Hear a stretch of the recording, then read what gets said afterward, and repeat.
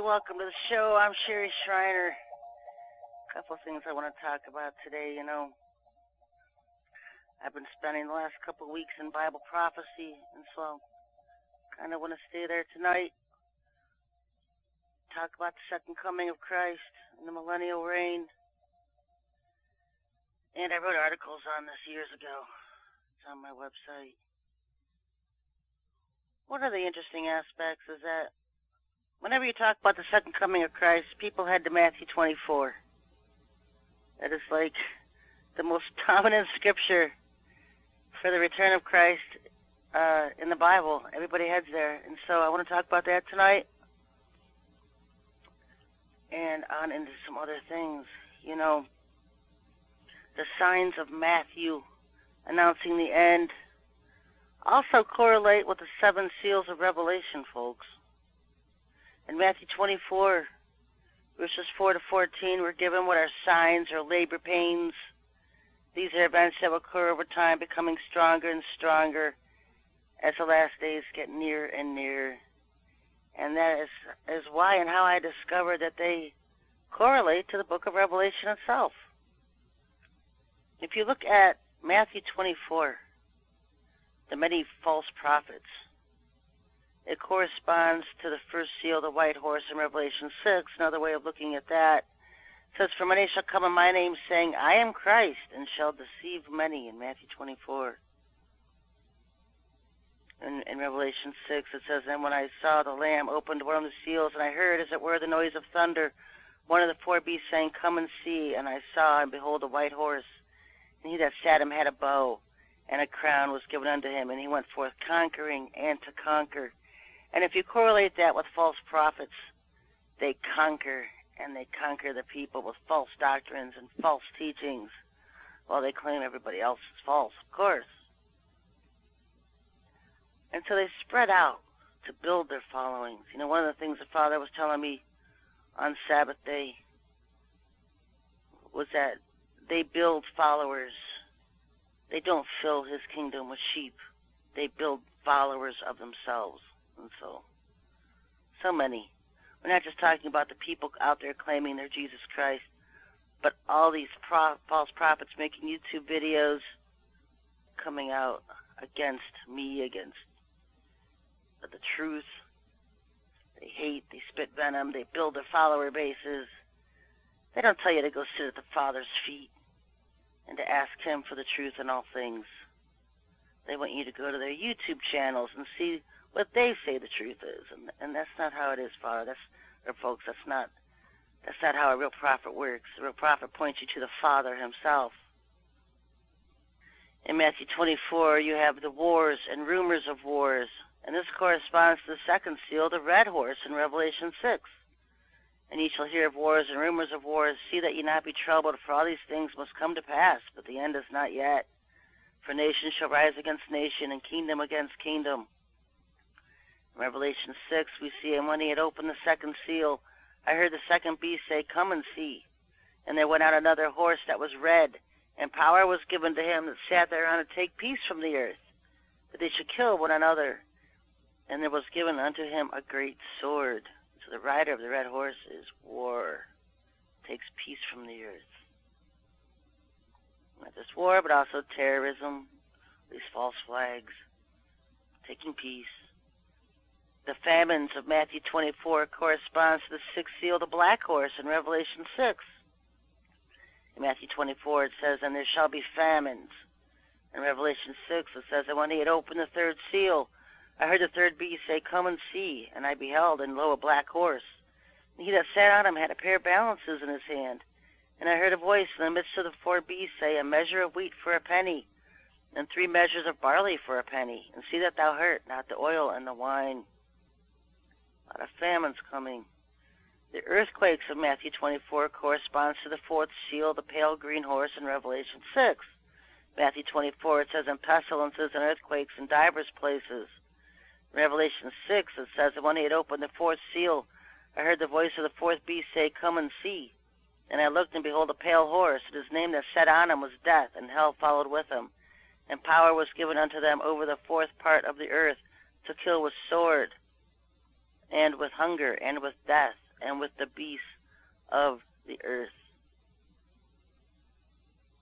Earthquakes can be literal, as in earthquakes, plates moving, can also, in the Hebrew, is shakings and quakings. Number 5, the persecutions and tortures to the elect of Matthew 24 corresponds to the 5th seal in Revelation 6. Matthew 24 it says, all these are the beginning of sorrows. Then shall they deliver you up to be afflicted, and shall kill you, and you shall be hated of all nations for my name's sake. Revelation 6:9 says, and when he had opened the 5th seal, I saw under the altar the souls of them that were slain for the word of God and for the testimony which they held. And they cried with a loud voice, saying, how long, O Lord, holy and true, dost thou not judge and avenge our blood on them that dwell on the earth? And white robes were given unto every one of them, and it was said unto them that they should rest yet for a little season, until their fellow servants also and their brethren, that they should be killed as they were, should be fulfilled. Many Christians being targeted and persecuted throughout the world already for their faith. Asians being wiped out for being Christians. Africa, whole communities being destroyed by the Muslims for being Christians. Many will fall away, lawlessness. The love of many will grow cold.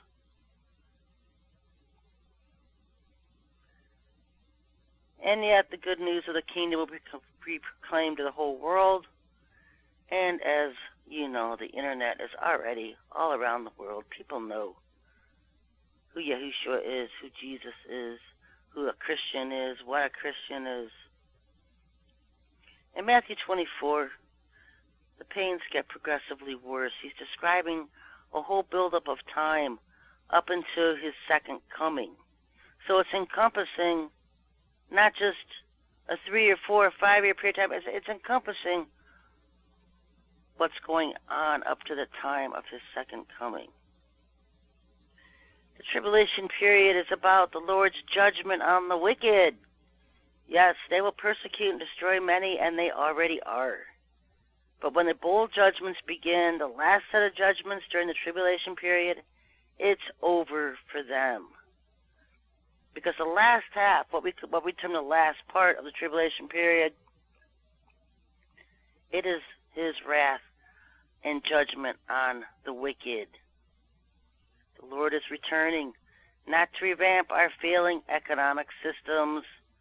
He's not coming to cleanse the earth and teach people how to ascend to a higher spirituality, higher dimension.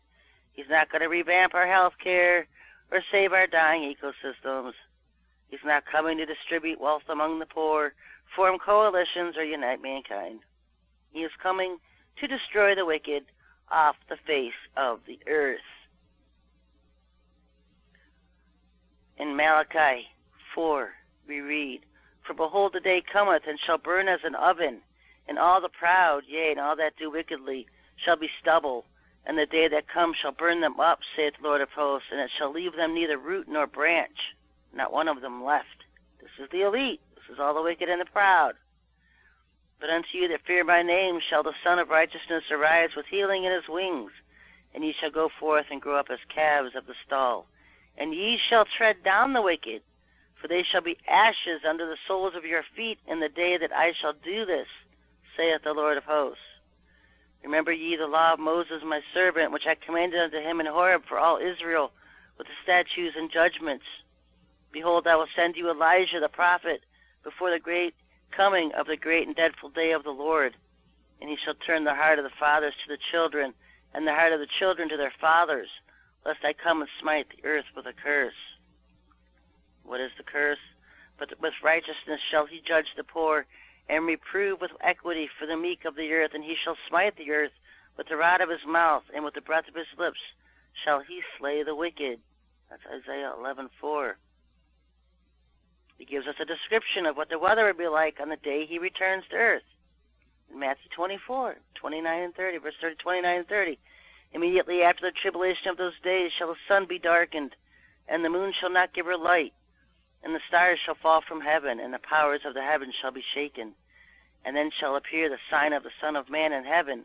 And then shall all the tribes, the nations of the earth mourn, And they shall see the Son of Man coming in the clouds of heaven with power and great glory. In Zechariah, you read that the clouds are his people. He is returning with his elect and his bride. He's coming in the clouds. It refers to his groups of people.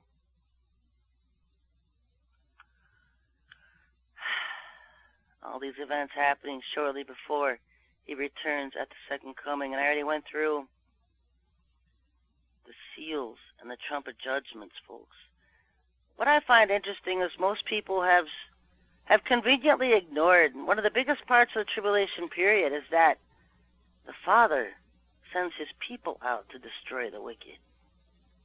He's going to do it, but he's going to direct his people.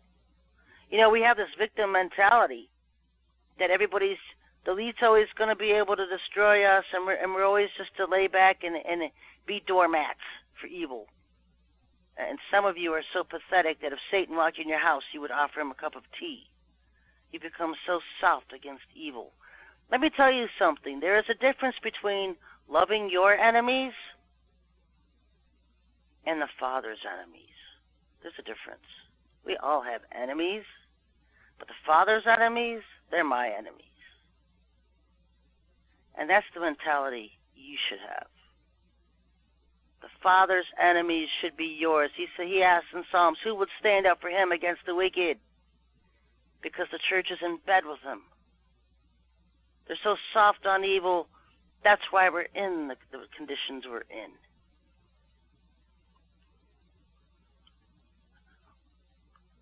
A warrior, someone who truly loves the Father, would want to rise up against his enemies.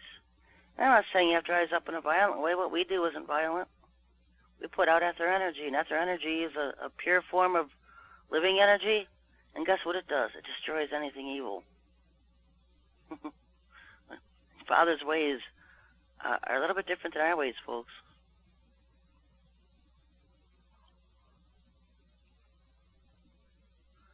Before Yahushua even returns to earth, the heavens are in chaos. The fallen angels have been cast down to earth. All of the angels that inhabit our skies and under our earth, on the earth, they've mixed with mankind. It's dark. There's no food. There's plagues and pestilences, famines everywhere. Babylon's been destroyed, and whole nations have been destroyed. Billions of people have been killed. They didn't get away from the coastlines. They've been warned to get off the coastlines. And when he comes, it's more like a victory march. He's going to come, defeat the final remnant of wicked that are on the earth. And he's coming in the clouds with his people.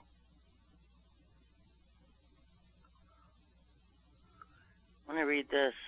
Matthew 24. Verse 31. We'll start at 24:29. Immediately after the tribulation of those days shall the sun be darkened, and the moon shall not give her light, and the stars shall fall from heaven, and the powers of the heavens shall be shaken. And then shall appear the sign of Son of Man in heaven, and they shall all the nations of the earth mourn, and they shall see the Son of Man coming in the clouds of heaven with power and great glory. And he shall send his angels with a great sound of a trumpet, and they shall gather together his elect from the four winds, from one end of the heaven to the other. But as in the days of Noah, so shall also the coming of the Son of Man be. I wanted to point this out, because people misinterpret this part of the scripture. And he shall send his angels with a great sound of a trumpet. They shall gather together his elect from the four winds, from one end of heaven to the other. Not one end of earth to the other. The elect are already in heaven. What are they doing in heaven? They're the ones casting Satan down and his minions. They're busy doing exploits for the Father in heaven. And what he does before he arrives to earth is he gathers all the elect who are off doing exploits so that they can arrive to earth with him at the Battle of Armageddon. See how they grew up in heaven, sitting on harps, playing string instruments, sitting on clouds. No, we're busy. We're busy. We're going to be helping the angels cast Satan's minions down to earth. And they're everywhere. They're from one end of the solar system to the other. They've got exoplanets everywhere. They've got humans stashed everywhere. We're going to be busy freeing the captives, freeing the humans, destroying the wicked in space, casting them out of space. We get to help with that. Now it sounds fun, huh? Because while we're busy destroying all the wicked out of space, the Father's people that are left on earth are going to be busy destroying the wicked left on the earth. It will be their mantle to rise up and destroy the wicked. And I point this out in my article because it's a truth we've missed for ages, folks. Are the elect and the bride the same two groups? No, they're different groups. The elect are part of the bride, but they are also a group to themselves. In the Hebrew translations, elect was lost. It was they translated it elect. It should have been firstborn, first fruits. Bride is a different term. I wrote an article about it. The two groups of 144,000, and they have different roles on the earth.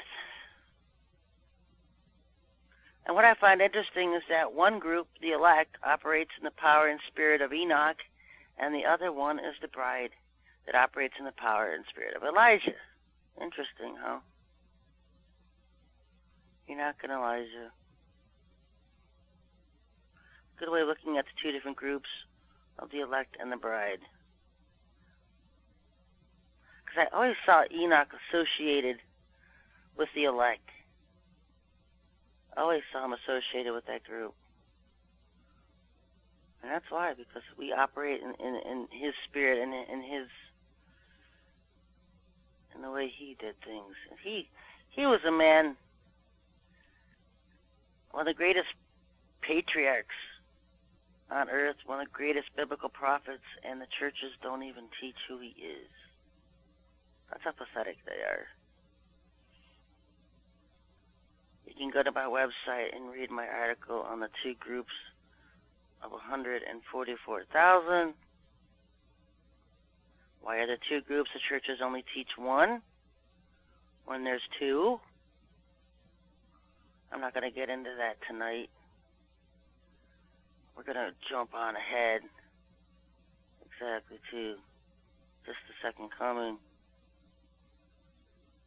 Yahushua predicted the suddenness of his coming when he said in Matthew 24, "For as lightning cometh out of the east and shineth even unto the west, so also shall the coming of the Son of Man be." In Zechariah 14:15, Zechariah, that was the scripture I was talking about. What are these clouds? They are the saints returning with Jesus, Yahushua wearing white robes. In Hebrews 12:1, believers are referred to as a cloud of witnesses. The clouds then would all be all the church age believers returning in immortal, glorified bodies with Yahushua in the air. This will also include the resurrected Old Testament saints, Revelation 19, verse 14. And as the prophet Zechariah predicted, "And the Lord my God shall come, and all the saints with thee," Zechariah 14:5. The Apostle John speaks of the apparel of the saints as they return with Christ. And the armies which were in heaven followed him upon white horses, clothed in fine linen, white and clean. Revelation 19:14. He explains the white linen robes. And to her, the saints, was granted that she should be arrayed in fine linen, clean and white. For the fine linen is the righteousness of the saints. Revelation 19:8. And after the sign of the Son of Man in the heavens, he will return, and they will see his destination is to the Mount of Olives, and move over to the Valley of Jehoshaphat as a combined effort to where the Mount Olives is located. It is in this Valley of Jehoshaphat, which we know as Armageddon, that Jesus will destroy the remaining armies on the earth and set his feet on the mount where they belonged so long ago, left from when he was there as a suffering Messiah. That's depicted in Zechariah 14. When his feet touch the mount, a great earthquake will result, splitting the mount from east to west, causing a great gap as one half of the mount moves north and the other south. It is at this time that the surviving Jewish remnant will understand the prophecy that this valley caused by the earthquake between the mount has been created for them. They will flee and run into it for protection from the terrible judgment that is about to be poured out on the surrounding armies described in Zechariah 14, verses 4, 5, 11, and 12. His feet shall stand in that day on the Mount of Olives, which is before Jerusalem on the east, and the mount shall cleave in the midst thereof toward the east and toward the west, and there shall be a great valley. And half of the mountain shall remove toward the north, and half of it toward the south. And ye shall flee to the valley of the mountains. And this shall be the plague wherewith the Lord will smite all the people that have fought against Jerusalem. Their flesh shall consume away while they stand upon their feet, and their eyes shall consume away in their holes, and their tongue shall consume away in their mouth. This is exactly what would happen if someone was caught in the middle of a thermonuclear blast, or exposed to an unprecedented chemical warfare blast. In their attempts to destroy Yahushua and his saints, these armies will destroy themselves. This last global conflict describes a great thermonuclear and or chemical war. It is a nuclear war that will cause the sun to lose its shining, and a chemical war that could, along with the nuclear blast, describe the other effects. Of course, a thermonuclear blast itself could melt the skin off the soldiers and the surrounding armies and cause their eyes to sink back in their heads. For most of these armies, the last thing they will see on earth is Yahushua and his saints.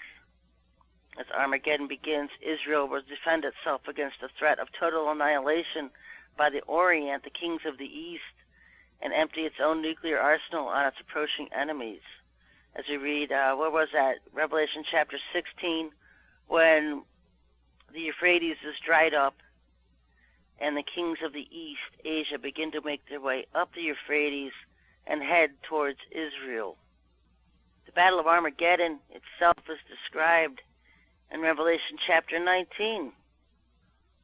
And I saw heaven open, and behold, a white horse, and he that sat upon him was called Faithful and True, and in righteousness he doth judge and make war.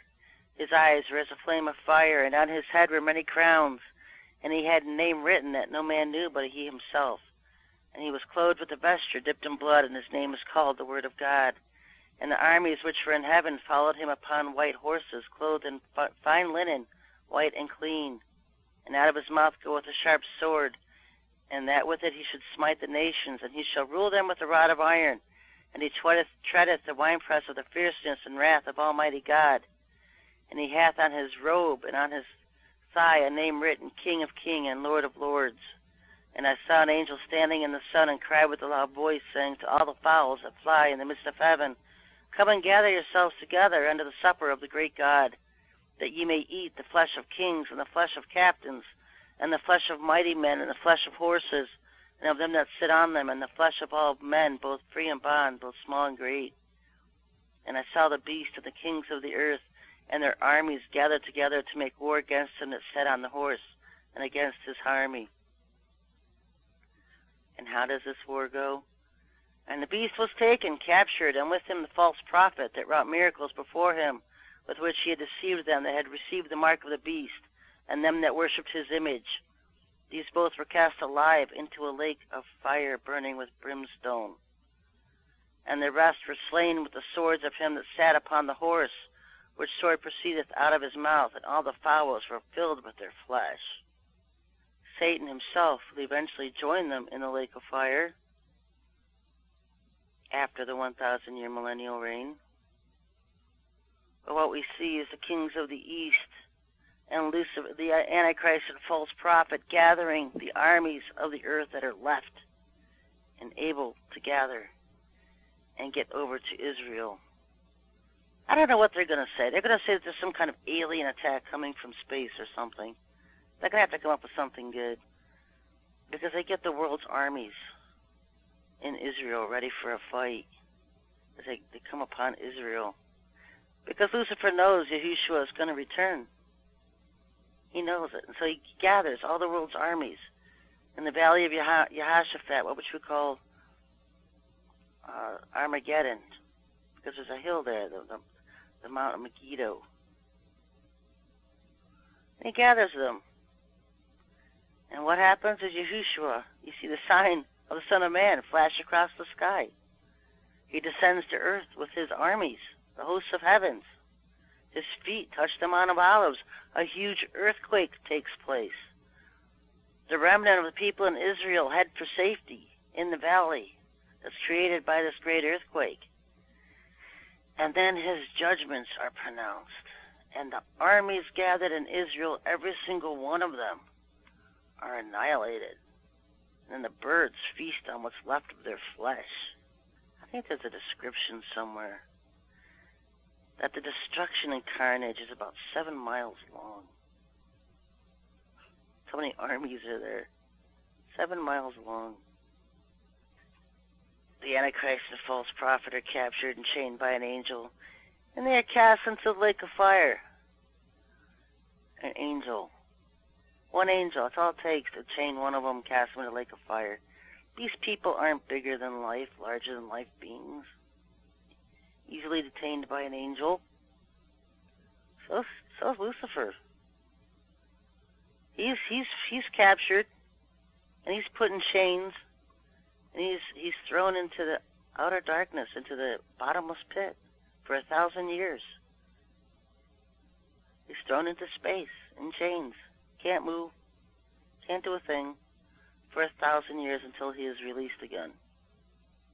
Now what's happening on earth is the Father goes through his judgments on earth, the nations, you have the sheep, the judgment of the nations, the sheep and the goats.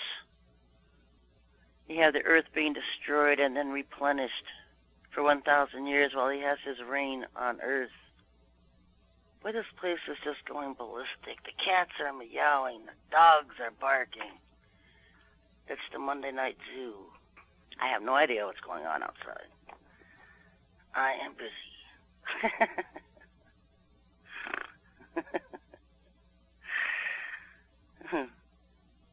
Yeah, I have to look outside and look over a while, see what's going on up around here. Alright. So let's move on, because this is part of what has a lot of people misinterpreting the war with Russia, Gog and Magog war. That doesn't happen this side of the millennium, folks. Y'all looking for a Russia war right now. It's not happening. That doesn't happen till the end of the 1,000-year millennial reign. So that's not happening. And I've written an article on prophecy errors, where people have erred in interpreting prophecy. So I'm not going to get into the millennial reign right now for some reason. I know where my stuff is. I didn't pull that article out. Well, let's describe some stuff going on afterwards. During the 1,000-year millennial reign, you have to understand that Jerusalem will be reestablished as the Father city on earth. This is after the judgments of the goat and sheep nations. The goat nations who are cruel to Israel will be destroyed. And I don't talk about the land of Israel. I'm talking about the people. The people of Israel, not the land. And those who are good. And who's Israel? His people, the ones who followed him. Christians, Messianic Jews, the ones who follow the Lord are his people. It's not talking about literal Jews, because the literal Jews that call themselves Jews are fakes, they're Satanists, they're Khazarians, Ashkenazi Jews. It's exactly what they are, they're fakes. They're the ones who dominate Israel today. There is a remnant of Torah believer Jews over there, but they persecute them. They persecute Christians over there. That's why you'll find more believers in America and more real Jews in New York City than you will in the land of Israel. It's dominated by the Satanists. So let's jump ahead into eternity. Jump ahead. In Revelation chapter 21, it says, "And after the vision of the great white throne is completed, John describes the passing away of the heaven and the earth. And I saw a new heaven and a new earth, for the first heaven and the first earth were passed away, and there was no more sea." At this time in prophecy in Revelation chapter 21, we are now entering into eternity. There are no more specific event-filled times given us to know about, no more judgments listed, no more rebellion, no more sin, no more Satan. It will be a time of God and man in perfect eternal peace with each other. God will create a new heaven and a new earth. The former will be totally destroyed. John then sees a vision of our new home. He describes it. And I saw the holy city, New Jerusalem, coming down from God out of heaven. Scripture describes this New Jerusalem as a literal city made of real material and precise dimensions. It will be his capital city, and all the saints will dwell in it with him, according to Isaiah chapter 2, verses 2 to 4. Throughout mankind's history, God has been in heaven while man inhabited earth. But in the New Jerusalem, God will dwell with man. It will be God's home with his saints. When Yahushua was here, he didn't have a place to lay his head. But in the New Jerusalem, we will be in his home created for us, and we will be with him. It will come down from heaven and be a city of great magnitude.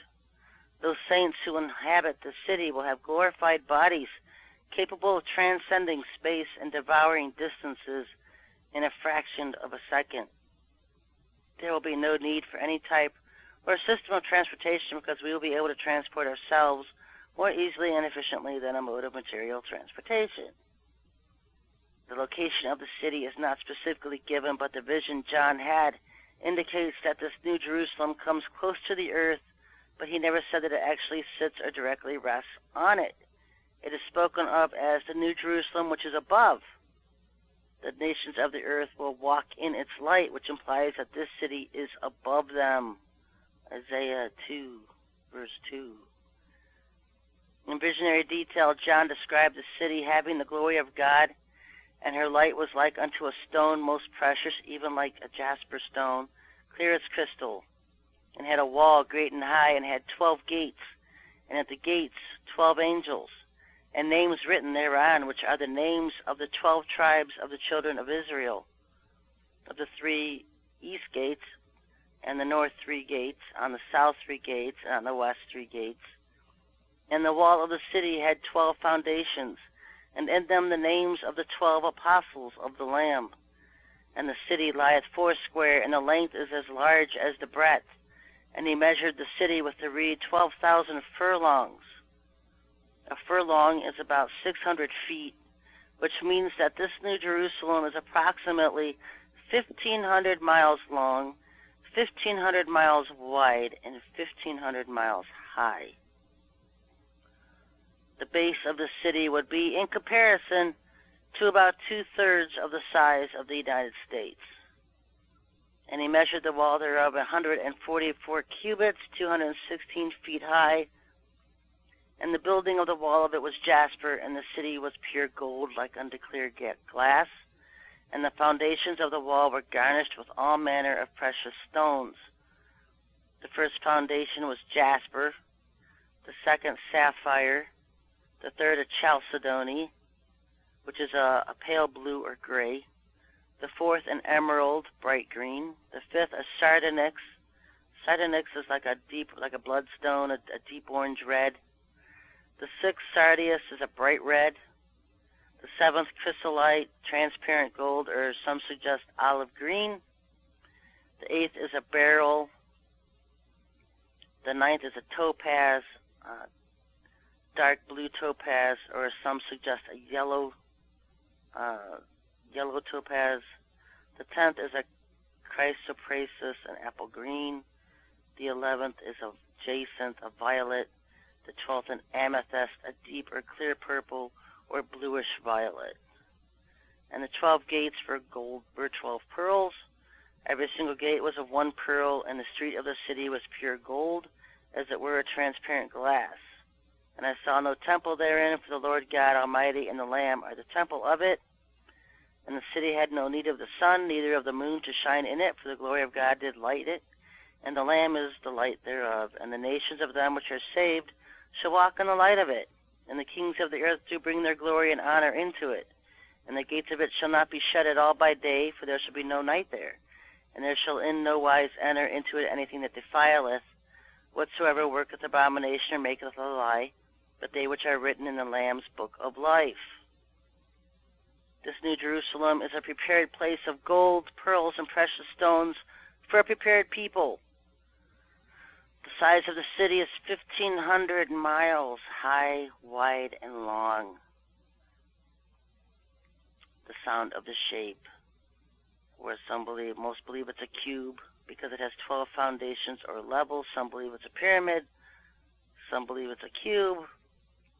In all certainty, it will most likely take the form of a cube because God has used this form before in both the altar of burnt offering and the altar of incense in Exodus 27, verse 1, and also chapter 30, verse 2. The ancient Greeks also regarded the cube as a symbol of perfection. Imagine a city, a huge city in the shape of a cube, 12 levels or 12 floors high, with a 216-foot wall around it. Each floor characterized as a different gem, and the city itself is 1,500 miles high. Can you imagine the amazement of John, who was trying to describe this city? The inhabitants of this city will all speak the same language, for no more will language divide the people, as stated in Zephaniah 3:9. There's no need for light, and there is no need for the moon or sun because the Father's with us. We won't be sitting around with wings playing harps. It will be a perfect place with no more sin, tears, pain, sickness, disease, or pestilence. There will be no more sea and oceans to separate people from their loved ones on the new earth. This city will last forever and will be able to understand all things. Our knowledge will increase millionfold, surpassing that of any earthbound genius. Those living on the new earth redeemed Israel and saved multitudes of the millennium during the millennial reign will have access to the holy city, while the church-age saints will be its residents. So people on the earth will have access to it, but they may not live there. The only ones who can live in the city are those who come out of the tribulation period itself, those who were the Father's bride in heaven. After John is given a eternity, he persuaded that all things he saw and events would come to pass. And so that was his description. You can read about it in Revelation chapter 21. You can read about the Battle of Armageddon, the second coming of Christ, in Revelation chapter 19. And this wraps up the show for tonight. I'm being told I have 90 seconds left, and so these shows go quick. And so, folks, I want to give you a rundown of the things that happen after the judgments on earth and relating to the trumpets and the bowls. You can also go to my website. I have a page on the Tribulation Period at SherryShriner.com. Be back on Wednesday at noon with my half-hour show, and Friday at noon. Till then, everybody, God bless.